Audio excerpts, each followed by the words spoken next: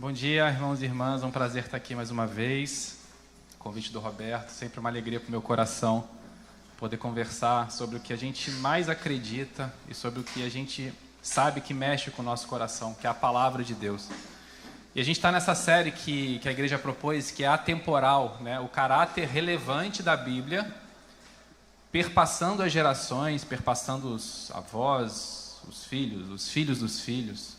E esse movimento acontece há milênios. E hoje a gente está aqui para falar de mais um dos profundos ensinamentos que essa palavra de Deus, que a gente crê que é a palavra de Deus, atemporal, a gente passa, essa palavra não passa. A gente está aqui mais uma vez para refletir sobre os ensinamentos profundos. Eu queria que você abrisse a sua Bíblia em Lucas 12.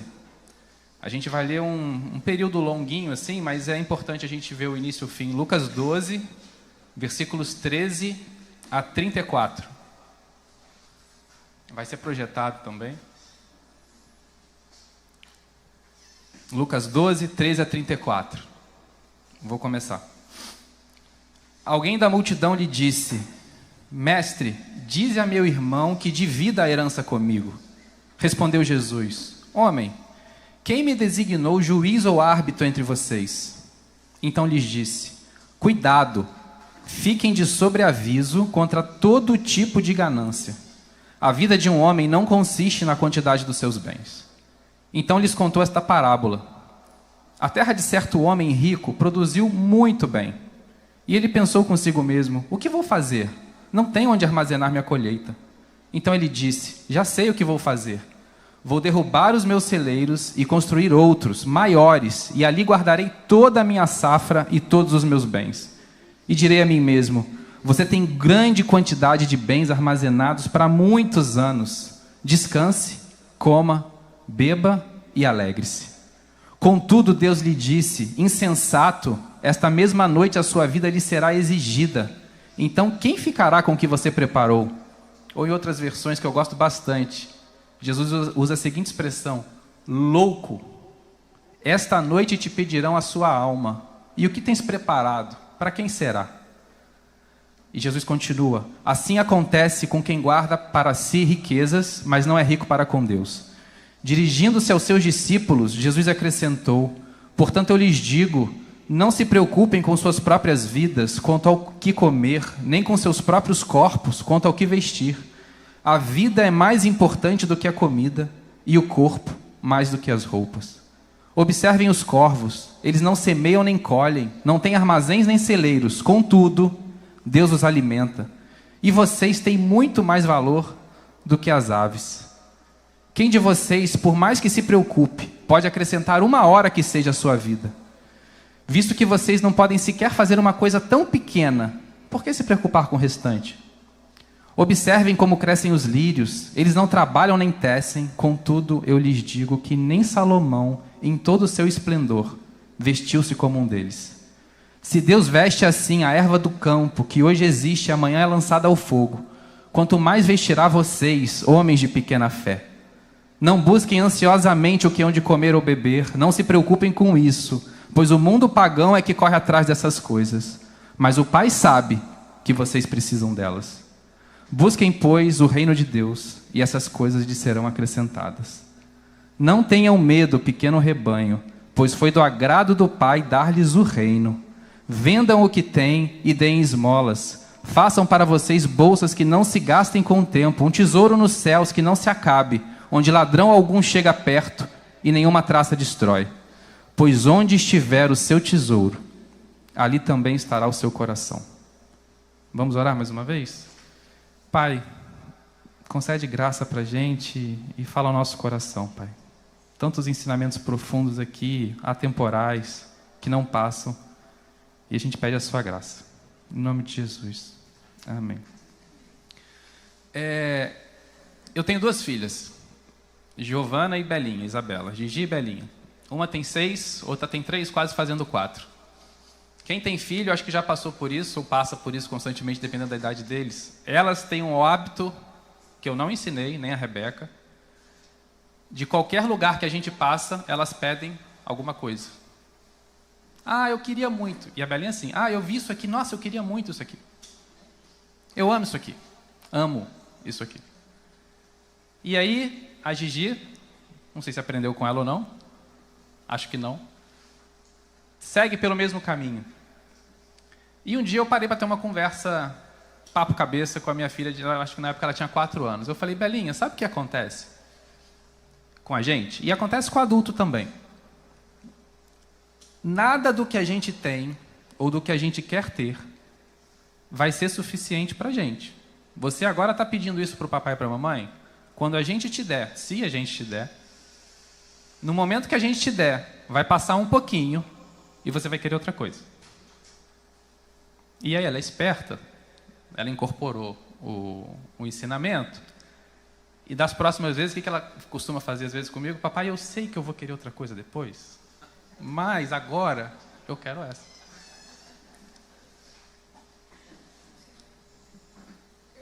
Os desejos, meus irmãos, eles nunca se deixam satisfazer. Nunca. Isso vale para uma criança, isso vale para a gente. Eles até podem causar um prazer e uma alegria na gente de imediato, e causam. Quando a gente conquista, ou recebe, ou ganha algo que a gente quer muito, ou pelo qual a gente lutou muito, a gente se alegra, não se alegra? É bom. É bom você passar numa prova para a qual você estudou. É bom você ganhar um presente pelo qual você não fez nada para ganhar. A gente se alegra, a gente tem prazer nessas coisas.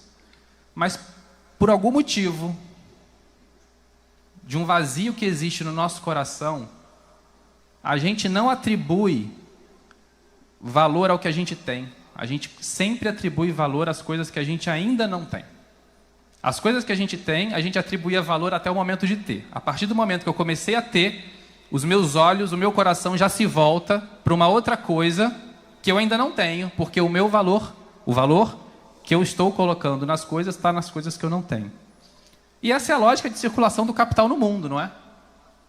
Eu lembro quando eu juntei um dinheiro para comprar um iPhone 6 com a Rebeca. A gente tinha aqueles Androids antigões, ela tinha um Android, eu tinha um N8, na época que não tinha um smartphone ainda, né?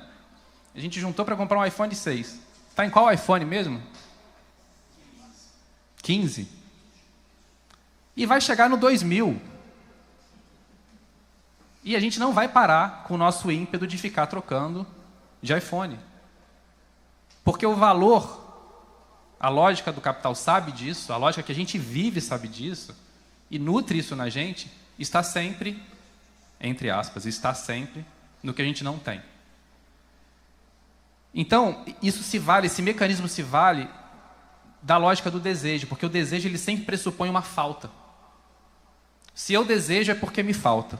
E se eu supro um desejo, logo, instantaneamente, abre espaço para um outro desejo.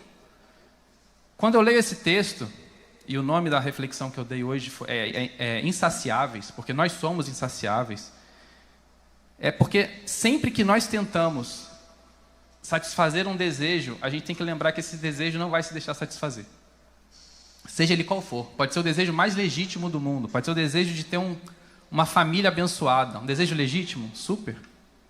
Mas se você nutre toda a sua vida nesse desejo, no momento, no D+1, que você tiver esse desejo saciado, cumprido, realizado na sua vida, você pode ter certeza que ao longo do tempo, você vai ficar alegre, vai ficar feliz, mas quanto mais o tempo passa, você vai perceber, se você se olha no espelho, que esse desejo não vai te deixar satisfazê-lo, você não se sente satisfeito, porque a gente é insaciável. E esse texto que a gente leu, ele fala de ganância, fala de avareza, fala de amor, as coisas, a matéria, as matérias, a materialidade, ao dinheiro. Esse desejo ávido de querer sempre mais e um pouco mais. Enfatizando o que não é importante, o que é passageiro. Colocando a confiança e um apego excessivo e infinito naquilo que é efêmero e passa. Jesus está falando aqui com um sujeito. Antes dele falar com esse sujeito, ele estava falando com os discípulos dele. Se você volta um pouquinho no capítulo 12, você vai ver que ele estava encorajando os discípulos dele quando forem perseguidos, ou quando eles fossem maltratados, ou caluniados. Falava assim, olha, não se preocupem, não tenham medo. A riqueza de vocês está com Deus. Deus sabe cada fio de cabelo que está na sua cabeça. Nenhum cai sem que ele saiba. Não tenha medo. Quando Jesus está tratando os discípulos dele, e está conversando com eles, a Bíblia diz, o texto que a gente leu diz, que sai uma pessoa da multidão, vendo aquelas palavras de sabedoria, provavelmente, fala: mestre, me ajuda aqui, eu estou com um problema familiar. E Jesus, como sempre, ele não subestimava encontros. A gente às vezes subestima, né? Eu, pelo menos, às vezes eu falo assim: esse encontro acho que não vai gerar nada para mim, assim, deixa eu dar oi, sendo bem sincero. Dá oi, tchau e beleza, deixa eu ser simpático, educado, como eu aprendi, mas acho que desse encontro acho que não vai agregar muito, não. Mas Jesus não subestimava encontros. E ele faz um diagnóstico da alma desse sujeito que ele dá uma guinada, porque o cara fala assim: Jesus, eu estou com um problema familiar aqui causado pelo dinheiro, me ajuda aqui, faz o meu irmão repartir os bens da possível herança comigo. Provavelmente ele está falando de um primogênito, e do direito que ele achava que tinha, ele estava se sentindo injustiçado, e ele queria que os bens fossem repartidos com ele. Vamos supor que Jesus acatasse o pedido daquele homem, se fizesse árbitro entre aqueles dois irmãos e dividisse os bens. O desejo daquele homem teria sido atendido? Teria. Mas aquele homem teria sido tratado no coração? Não. Porque no momento que aqueles bens fossem divididos, ele ia começar: poxa, mas ele ficou com uma coisa melhor que a minha. Poxa, mas aquela terra que ele tem não é do tamanho da que Jesus me deu. Então Jesus, ele não subestima encontros, e ele faz um diagnóstico da nossa alma, e ele viu que aquele coração estava apodrecido e adormecido na ganância, no amor ao dinheiro. Ele começa a tratar aquele sujeito, por isso que ele conta uma história. Porque é mais fácil a gente tratar problemas quando a gente conta uma história, não é verdade? Principalmente de um terceiro. Porque essa história envolve a gente, mas no terceiro a gente é ótimo em tirar conclusões e julgar e pegar lições de moral. Então Jesus, primeiro ele sabe o seu lugar, porque ele não se deixou levar. Consciência de missão, né? Às vezes a gente não tem muita consciência do que até onde a gente deve ir, até onde a gente não deve ir. Jesus, perfeito como é, tem plena consciência de missão e fala: olha, eu não sou árbitro entre vocês, eu não vou fazer isso. Mas eu vou fazer uma coisa melhor. Ouve essa história aqui. E ele propõe uma história de um homem rico, o homem já era rico, que tinha uma terra que produziu muito, muito. E aquele homem, vendo aquela produção gigante, falou: bom, o que eu vou fazer com isso tudo? Vou guardar. E ele continuou guardando, até o momento que o lugar que ele guardava não cabia mais. E ele teve a brilhante ideia, e a palavra diz que ele fala consigo mesmo, que a gente fala com a gente, né? A gente conversa com a gente o tempo todo. Ele falou: poxa, o que eu vou fazer com isso tudo? Já sei, eu vou construir, vou destruir os celeiros e os armazéns que eu tenho e vou construir celeiros maiores. E aí o homem fala: vai chegar um dia que eu vou olhar para a quantidade de bens que eu tenho, para o patrimônio gigante que eu tenho, e vou falar assim: agora descansa, agora calma e vai curtir a vida. A gente sabe que isso é mentira, porque a gente é insaciável. E no dia que ele tiver a quantidade de bens e de patrimônio que ele acha que hoje seria suficiente, no dia que ele chegar lá, aquela quantidade de bens e patrimônio que ele terá não será mais vista como suficiente por ele. Por isso que Jesus está tratando o coração desse homem. O homem está dizendo: eu vou só aumentar mais um pouquinho, porque é sempre mais um pouquinho, né? E aí eu paro. Mas não para. Então, antes de tudo, antes da gente começar a entrar nas aplicações, esse texto aqui que a gente está conversando sobre, ele não é uma apologia para a teologia franciscana de eu largar todos os meus bens, não buscar para mim e para minha família o melhor que há nessa terra, que Deus pode me dar ou pode não me dar. Antes de tudo, esse texto é um diagnóstico para o nosso coração. Ele é um alerta.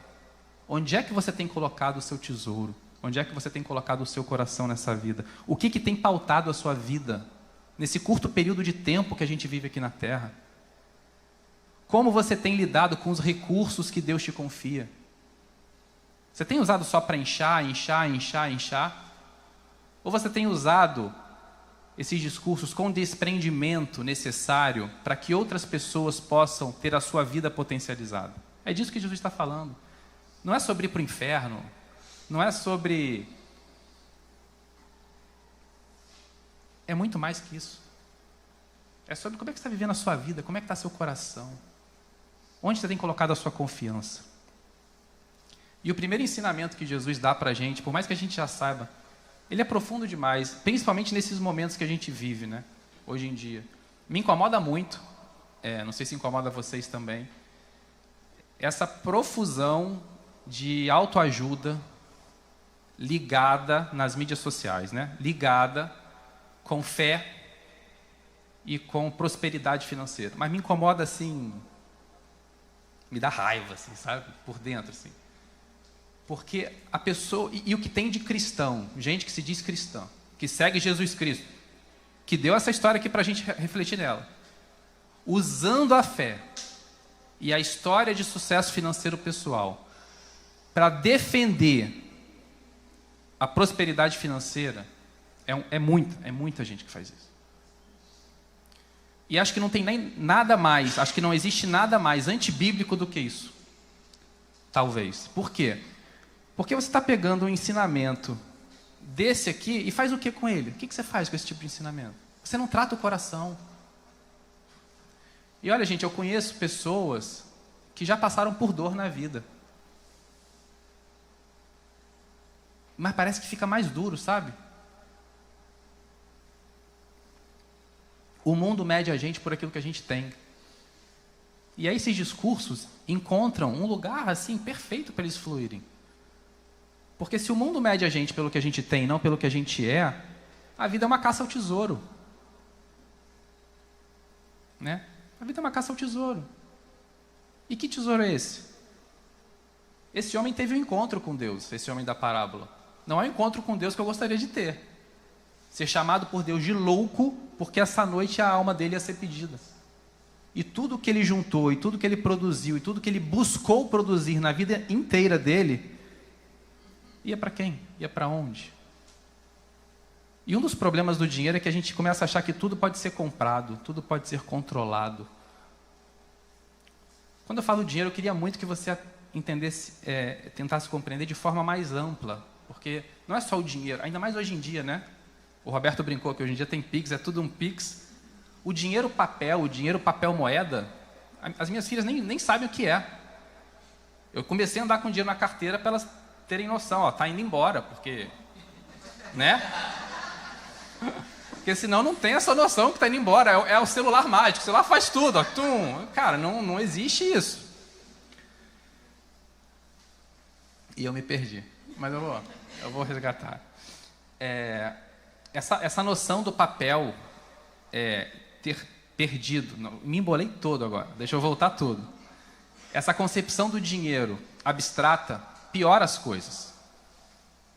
Piora muito as coisas. Porque a gente para de prestar atenção. Eu não tenho mais o movimento de abrir minha carteira, ver quanto eu tenho. Ou enxergar o dinheiro de forma palpável como um instrumento. Um instrumento com um objetivo a ser atingido. E o que a gente acaba perdendo nessa história toda é que a gente usa o dinheiro, muitas vezes de forma irrefletida, o patrimônio. Então eu queria que vocês tivessem a concepção de dinheiro lato sensu mesmo, assim, abstrato, amplo. Porque não é só dinheiro, é o que ele pode proporcionar. E o nosso coração se apega e se fundamenta e coloca como âncora da nossa fé e da nossa existência, muitas vezes, pode não ser um pedaço de papel, mas é o que o dinheiro pode representar. E o que o dinheiro pode representar? Patrimônio, controle da vida das pessoas. Tem gente que acha que pode e deve controlar a vida de todo mundo. Por quê? Porque ela banca. Ou porque ela tem o poder, porque dinheiro gera poder. Então, quando a gente está falando desse apego às matérias, à materialidade das coisas, a gente está falando de algo muito maior do que só o dinheiro. É muito mais o que ele proporciona. Porque o dinheiro não tem um valor intrínseco. O dinheiro é um pedaço de papel. O valor está no que ele pode proporcionar. E se eu começo a colocar a minha vida onde ele pode proporcionar, como confiança, não é à toa que Deus chamou dinheiro de quê? Jesus chamou dinheiro de quê? Mamon. A Bíblia chama dinheiro de quê? Idolatria. A Bíblia chama vaidade, avareza, ganância de idolatria. Porque é uma idolatria. A gente idolatra tudo aquilo que esse Deus promete entregar para a gente. E essa fala desse sujeito na parábola de Jesus, eu vou voltar nela porque ela me impressiona muito. Um dia eu vou parar. Como se isso fosse suficiente. Vai chegar um dia que eu vou olhar para o meu armazém e vai estar tudo lá, vai estar tudo lindo, e eu vou parar. Primeiro, não vai parar. Segundo, se isso fosse suficiente, a gente não veria tanto suicídio, tanta depressão, tanta tristeza, tanta angústia e tanto vazio rodando pelo mundo. Eu me lembro de dois acontecimentos. Eu me lembro de dois acontecimentos. Um deles, uma pessoa com bastante dinheiro, muito bem sucedida, com a filha à beira da morte no hospital. E ele chegou para a pessoa que estava atendendo no hospital e falou: você não está entendendo, eu tenho dinheiro suficiente para botar onde precisar. Traz o melhor médico, coloca no melhor quarto, não importa que é pago, não importa que não vai estar no plano, eu tenho dinheiro. A ponto da pessoa ter que virar para ele e falar assim: olha, não é mais dinheiro ou não. O dinheiro não entra aqui. Agora é vida. Ou é milagre, ou não tem. Discurso duro, né? Porque é difícil entender às vezes. Porque acha que o dinheiro pode comprar tudo. Mas dinheiro não compra saúde.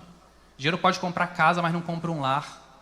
Dinheiro pode comprar companheiro, uma pessoa para estar do seu lado, uma acompanhante, melhor dizendo, mas não compra família. Dinheiro não compra saúde. Você pode ter os melhores aparelhos do mundo ao seu dispor, dinheiro não vai comprar saúde.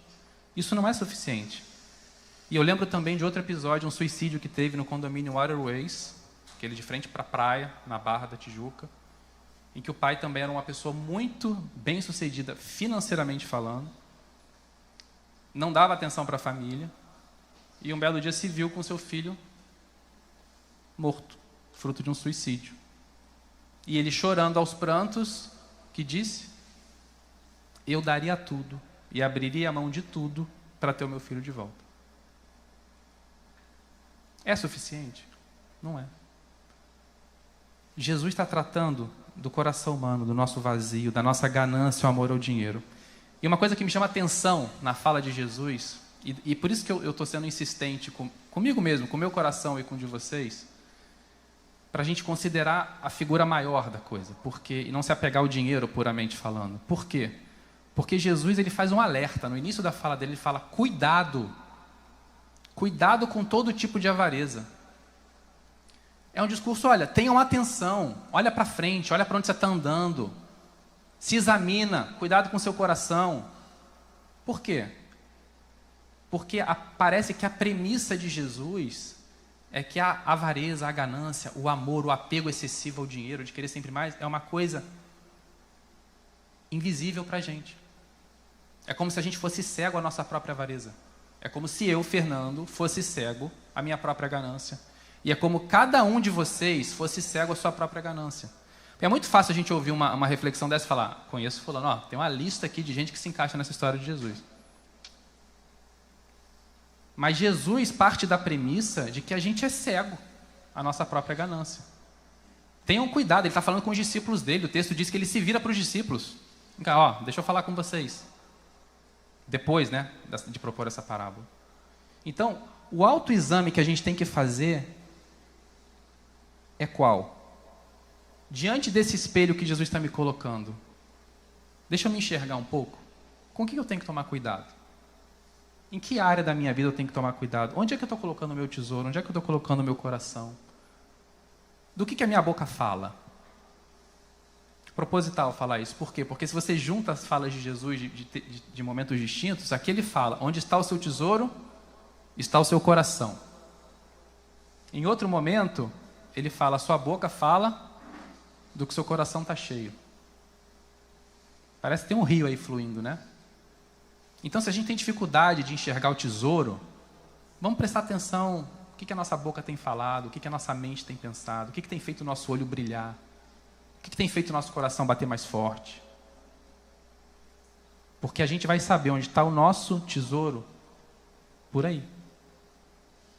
E Jesus convida a gente a fazer essa reflexão. Onde é que você tem colocado o seu tesouro? Onde é que você tem colocado o seu coração?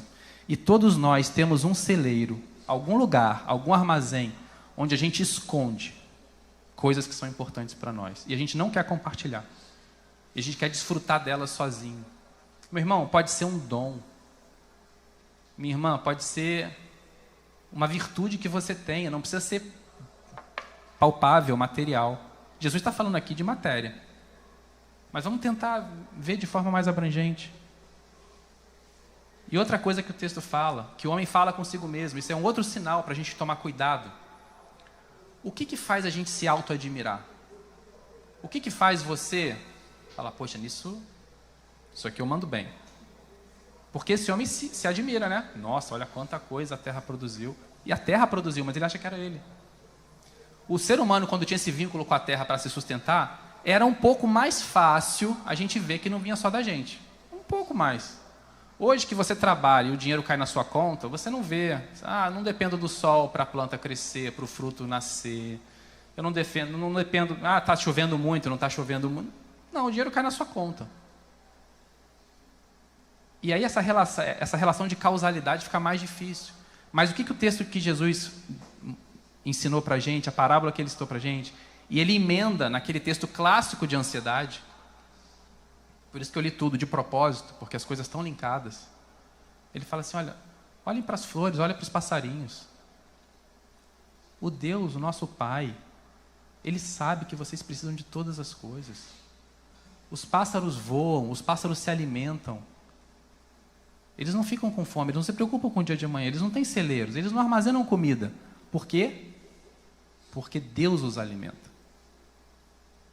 Olha para os lírios do campo. Nem Salomão, o rei mais rico de toda a história, se veste como um deles. A beleza desses lírios é porque está lá. Deus os veste. E agradou, ele chama a gente de pequenino rebanho. Rebanho, talvez pode ser traduzido até como sem importância, né? Olha, vocês aqui que o povo não dá nada por vocês. Rebanho pequenino. Agradou a Deus conceder a vocês o reino dos céus. E vocês têm o reino, então busquem o reino. Porque Deus que veste os lírios do campo e Deus que alimenta os pássaros, Ele sabe que vocês precisam de todas as coisas. E quem corre atrás dessas coisas, quem faz da vida um palco para correr atrás de matéria, está correndo atrás do vento. É vaidade. Não corram atrás disso. Não coloque a sua vida nisso. Não coloque o seu coração nisso. O tesouro não está aí. Quem faz isso é pobre para com Deus. Ajuntem para si riquezas no céu, onde a traça não corrói, a ferrugem não corrói. Percebe como o discurso está todo linkado? Dinheiro é instrumento, bens são instrumentos, propriedades são instrumentos. Tudo que é criado é instrumento para que a gente execute. Instrumento, pensa no instrumento mesmo. O Anderson tocou violão aqui para a gente hoje. O violão, sozinho, ele faz alguma coisa?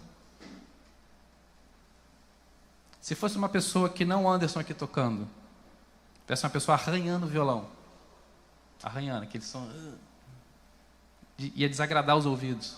Por quê? Porque é um instrumento. Que música a gente tem tocado com os instrumentos materiais que Deus nos concede? Que música você tem tocado com os instrumentos imateriais que Deus te concede, com os dons que Ele te deu, com as virtudes que Ele te deu? Pensa nisso. O que você tem feito com o que Deus te confiou? Se a gente está usando os instrumentos que Deus confiou a gente para potencializar a vida, a nossa vida, a vida da nossa família e a vida das pessoas que Deus coloca na nossa vida, dos terceiros, dos próximos, a gente está seguindo um bom caminho. E um raciocínio muito comum para a gente, né? Quem nunca passou por isso que atire a primeira pedra? Quando eu chegar, igual, mesma lógica. Quando eu chegar e tiver tanto no meu celeiro, a gente até, porque a gente é crente, né? Então a gente não fala assim, eu vou descansar, vou me regozijar. Não, a gente fala assim, eu ajudo. Meu irmão, Se você não ajuda no pouco, e talvez nem seja pouco, porque esse homem achava que tinha pouco ainda. Se você não ajuda no pouco, você não vai ajudar no muito. Se você não é fiel e não busca o reino de Deus no pouco, você não é fiel e não vai buscar o reino de Deus no muito. Pelo contrário, piora a nossa situação. Então a nossa relação com o dinheiro, a nossa relação com o patrimônio, com bens materiais, é disso que Jesus está tratando aqui. Um discípulo de Jesus, um amigo de Jesus, ele precisa ter uma visão muito clara de como lidar com esse Deus mamon, com essa idolatria da ganância. E como que a gente lida com essa visão? Usando princípios bíblicos, verdades que Jesus falou para a gente. Olha, tudo que vocês têm foi dado para vocês. Você pode ter lutado, pode ter trabalhado, pode ter estudado, mas se não for Deus dando o crescimento, você não consegue nada. Então você não é dono de nada. Você, na verdade, é um mordomo de Deus para administrar os bens que Ele te confiou.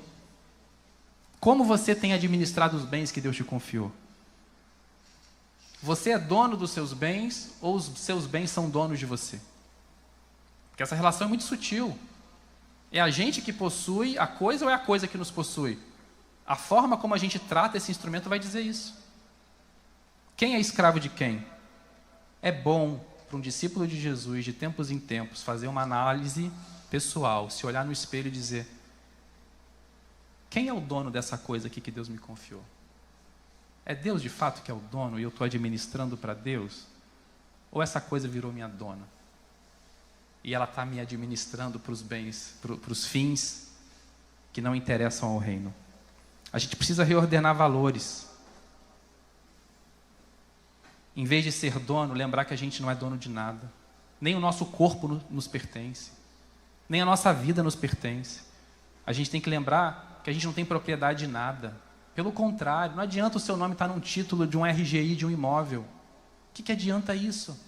Ah, vai me dar mais segurança. Que segurança? Que segurança? Ah, de ter uma casa própria, de dormir no meu próprio teto, de botar a cabeça no travesseiro e ter paz. Que paz? Não vamos confundir as coisas. É bom ter casa própria? Claro que é. Mas que segurança que ela traz? De que segurança a gente está falando? De que confiança a gente está falando? A gente não tem propriedade de nada. O dia que eu me for dessa terra, o título de apartamento que eu tenho, que eu consegui comprar depois de muito esforço, vai pertencer a outra pessoa. Que segurança que eu estou falando? A minha vida está nas mãos de quem? Da propriedade? Do título no RGI? A minha vida está nas mãos de Deus. Desse Deus atemporal que não muda. E que passa uma lição dessa valiosíssima e mostra para a gente que desde aquele tempo, há 2000 anos atrás, o dinheiro e os bens materiais já dividiam relações familiares. Já deixavam pessoas sem se falar. Esses dias o meu pai me levou para o trabalho e a gente lembrou de uma história de um conhecido que ele brigou tanto por dinheiro na família, não falava com a irmã, não falava com a família da irmã e dizia assim: se eu encontrar morrendo pedindo ajuda, eu passo em cima e eu ainda dou marcha ré para ter certeza que morreu. E se for eu morrendo pedindo ajuda, não deixa ela me ajudar. Não deixa, prefiro morrer. E se for o filho dela que é médico, não me bota na mão dele para me salvar. Tem fim? Não tem fim. Não tem fim. A gente não é dono de nada. Tudo pertence a Deus. E Ele confia as pessoas para que usem da melhor forma possível na criação dEle. Porque tudo é dEle, por Ele, para Ele. E tudo volta para Ele. A gente não é dono de nada. Pelo contrário, a Bíblia diz que a gente é povo de Deus. Propriedade exclusiva de Deus. Deus colocou o selo dEle no nosso coração. Olha como a lógica é invertida. Eu não sou dono de nada, é Deus que me domina, é Deus que me tem, é Deus que me possui, eu sou propriedade de Deus, eu sou povo de Deus. E quando a Bíblia vai dizer lá em 1 Pedro que a gente é povo de Deus, esse vocábulo no grego pode ser entendido como tesouro, que a gente é o tesouro de Deus. Agora, me diz, meu irmão, minha irmã, o que a gente tem de valor para ser tesouro para Deus? Se eu estou dizendo aqui que Deus é esse que tem todas as coisas na palma da mão dele, que não precisa de um centavo, não precisa de um dom, não precisa de um elogio, por que eu e você somos tesouro? A ponto de ele dar o seu próprio filho para sofrer e morrer numa cruz pela gente, suar gota de sangue, para resgatar a gente. Isso mostra como esse Deus ama a gente e como a gente é esse tesouro valioso, pelo qual o próprio Deus se esvaziou, se doou, veio para essa terra, entrou no tempo da história, para que ninguém mais precisasse viver existencialmente vazio. Você e eu, a gente não precisa mais viver existencialmente vazio, porque a gente tem um Deus que se esvaziou por nós. E para concluir, meus irmãos, tem que ter um sentido na vida para além daquilo que a gente consegue carregar nas nossas mãos.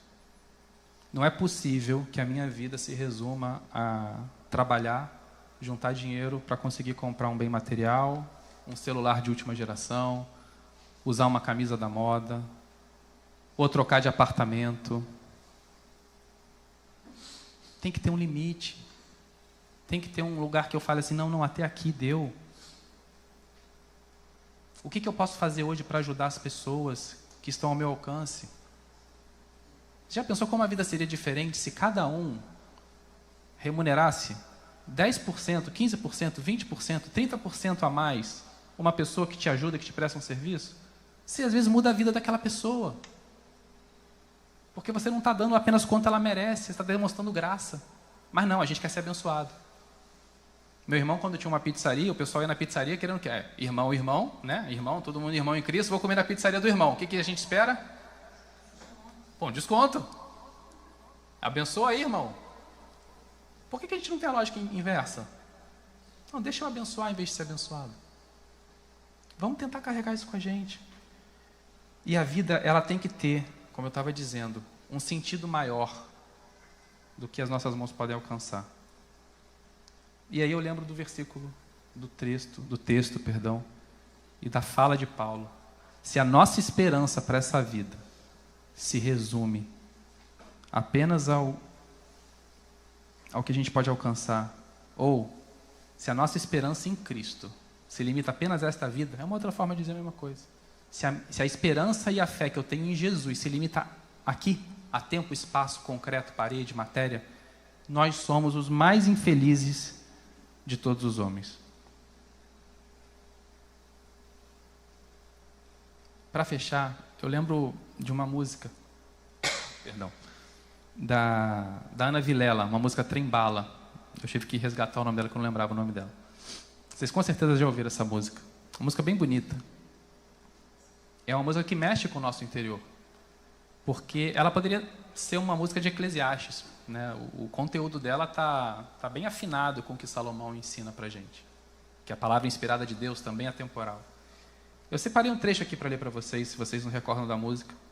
Um trecho que tem tudo a ver com o que a gente falou. A gente não pode ter tudo. Qual seria a graça do mundo se fosse assim? Por isso eu prefiro os sorrisos e os presentes que a vida trouxe para perto de mim. Não é sobre tudo que o seu dinheiro é capaz de comprar, e sim sobre cada momento, sorriso a se compartilhar. Também não é sobre correr contra o tempo para ter sempre mais, porque quando menos se espera, a vida já ficou para trás. Segura teu filho no colo, sorria e abraça os teus pais enquanto ainda estão aqui. Lindo, né? Mexe com o coração. Por quê? Porque é uma provocação para a gente tirar os olhos da matéria. Segura o teu filho no colo enquanto ele está aqui. Abraça teu pai enquanto ele está aqui. Isso tudo passa. Para de bobeira. Para de ser mesquinho. Agora, posso ir mais além? Meu pai vai estar sempre aqui, minha mãe vai estar sempre aqui. Meu filho vai estar sempre aqui. Se eu carregar ele no colo todas as vezes que eu puder, e eu tento fazer isso. Eu estou cansado, estou exausto, a Belinha me dá colo, a gente me dá colo. Eu falei, Senhor, eu tento dar, porque eu falo assim, cara, eu vou dar. Dou um jeito, tento dar um jeito. Mas eu sei que ela não vai estar comigo para sempre. Porque levando esse raciocínio mais adiante, isso também é efêmero. O que me sustenta? O que te sustenta? Onde nosso pé está fincado? Onde a nossa confiança está ancorada? Onde o meu coração está?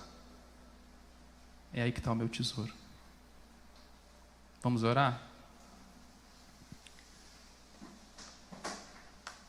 Pai amado, a gente te agradece, porque a Tua palavra é profunda, é cortante, é penetrante. E o Senhor, só o Senhor sabe, Pai, onde está a nossa verdadeira confiança.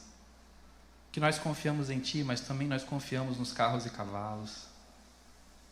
Que nós confiamos em Ti, mas nós também confiamos no teto da nossa casa. Pai, a gente quer que o Senhor revolva o nosso coração, a gente quer que o Senhor mexa lá dentro, lá fundo, para que o Senhor tire lá de baixo, Pai, tire debaixo do tapete toda a poeira que está acumulada com esses ranços de pensamento, de fé, de confiança. Tu sabes, Pai, que o nosso coração Te ama, Tu sabes que a gente quer fazer sempre a coisa certa, Tu sabes que a gente quer buscar o Teu reino acima de todas as coisas. Mas, Pai, nos ajuda a lembrar e a viver a cada dia, lembrando que é o Senhor que nos veste, é o Senhor que nos embeleza. A nossa segurança, Pai, não está em nenhum bem que a gente possa ter, em nenhum dom que a gente possa receber. A nossa confiança está em Ti, Senhor. Porque o Senhor que não muda, o Senhor que é atemporal, o Senhor que não passa, tudo o resto nessa vida passa, mas o Senhor não passa. Tudo escorre pelas nossas mãos, Senhor, tudo, mas a gente não escorre das Suas, porque a Tua mão é forte, a Tua mão é firme, o Senhor é o nosso porto seguro, e a nossa fé está ancorada em Ti. Ajuda a gente, Pai, a não se achar belo pela roupa que a gente veste, mas a gente se ver belo porque a gente foi remido e lavado pelo sangue de Cristo. Não existe roupa, não existe ostentação, não existe bem material que vai nos fazer aceitáveis ou mais belos. É o Senhor, é o Teu sangue que foi derramado naquela cruz. E obrigado, Pai, pela Sua ressurreição, porque a gente sabe, no íntimo a gente sabe pelo Teu Espírito, que a nossa esperança não se resume apenas nessa vida. A gente ora para ter casa, a gente ora para ter posses, a gente ora para ser bem-sucedido financeiramente. A gente ora por coisas nesta vida, Pai, por coisas boas que o Senhor deu na Tua criação. Mas não deixa o nosso coração ser levado por nenhuma delas. Não deixa, Pai, porque a gente sabe que a nossa esperança não se resume nesta vida. O Senhor é a nossa vida, o Senhor é o caminho, a verdade e a vida, e ninguém vai ao Pai senão por Ti. Nós que cremos em Ti, ainda que morramos, viveremos eternamente. O Senhor é o início e o fim de todas as coisas. E tudo passa, mas nós estamos em Ti. E por estarmos em Ti, nós sabemos que não passaremos. Obrigado, Jesus, obrigado. Enche o nosso coração do Teu Espírito e ajuda a gente a se esvaziar de tudo aquilo que nos prende fora do Seu reino. Em nome de Jesus.